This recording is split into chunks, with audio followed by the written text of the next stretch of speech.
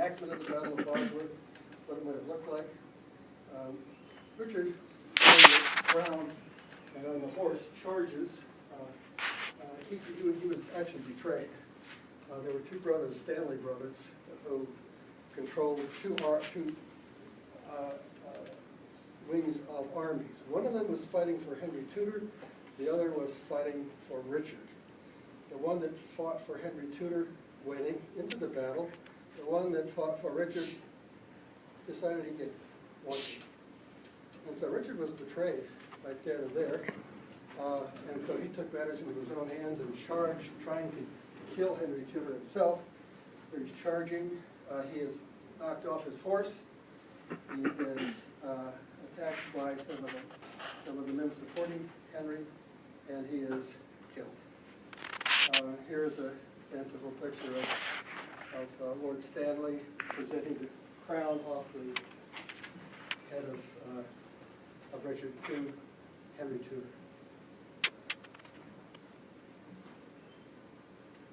Now, what happened afterwards? After death, Richard is beheaded.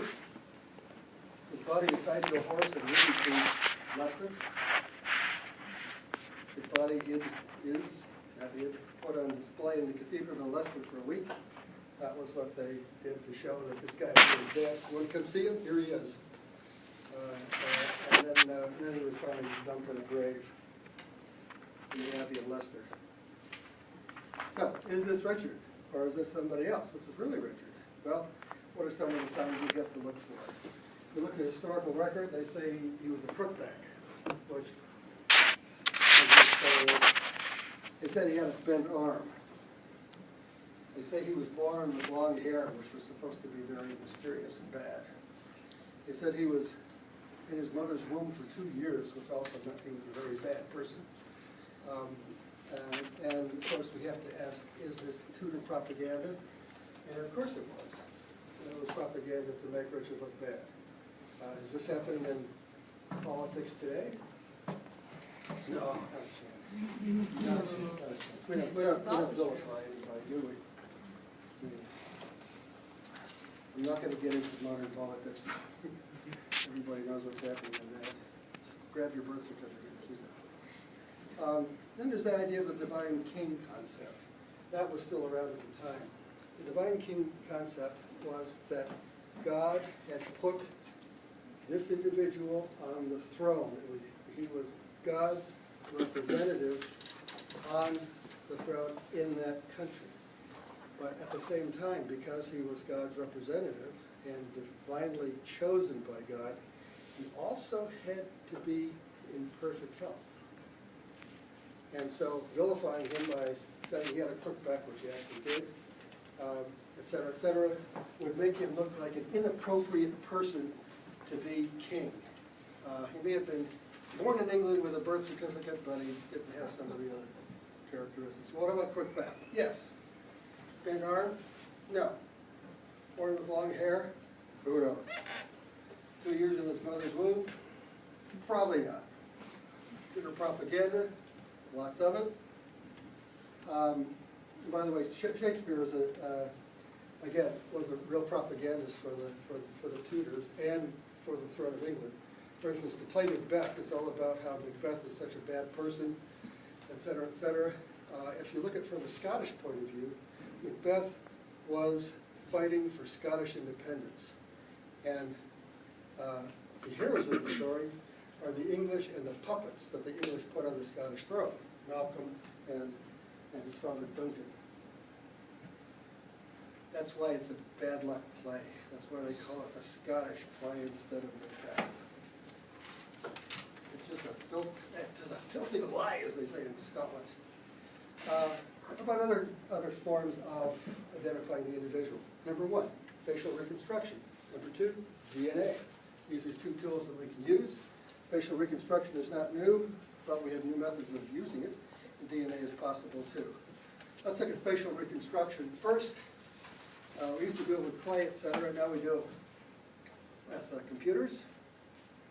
We take the skull, we add muscles, we add fat, we put skin on it, and make it look good. Well, let's first of all start with superimposing the portrait on the skull or the skull on the portrait. And see what, this is a portrait of Richard. See if this, the skull is not in quite the correct position, but it's pretty close. Notice the jutting jaw. The jaw sticks out here. Here's a tooth-on-tooth orientation of the jaw. And here the jaw kind of sticks out a little bit. And this is the facial reconstruction of Richard from the skull. I couldn't find a picture of this plus the reconstruction, I don't think. There's a different aspect of the facial reconstruction. How about DNA? Well, we don't have any Plantagenets left that we know are in direct royal line, and male lines are a little dodgy because we don't always know who the father is. We have at best we have a 1.5% non-paternity rate in our culture. That means about 1.5% of us are fathered by someone other than dad. But DNA through the female line works very well, because we always know where mother is, as long as we don't have an adoption that is hidden. So what we have to do is get DNA from Richard's bones and try to find someone who has matrilineal descent from someone in his line, and that would be Richard's sister. And as a matter of fact, we were able to find that out. Mitochondrial DNA is the DNA we have in our cytoplasm. We look at the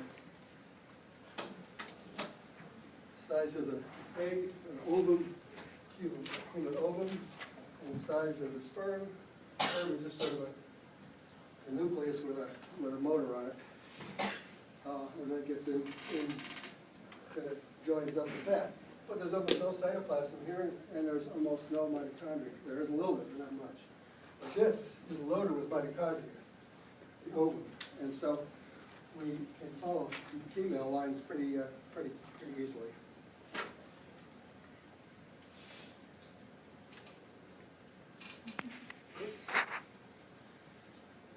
Okay, so we did check out the female line for Richard's sister. We'll talk about mitochondrial leave another time.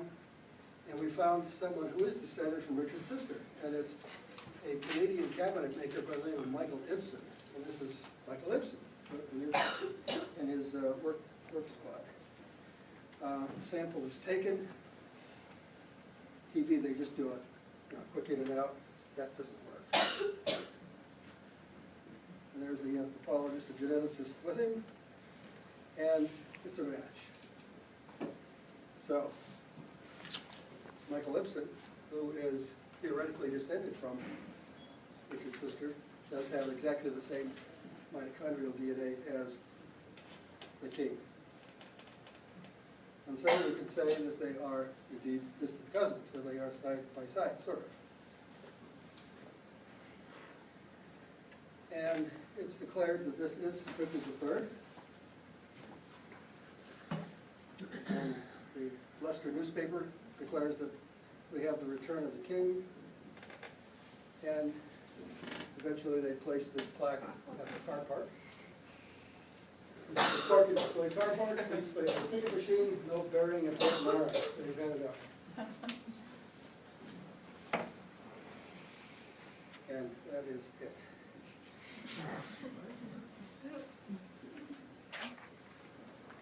So.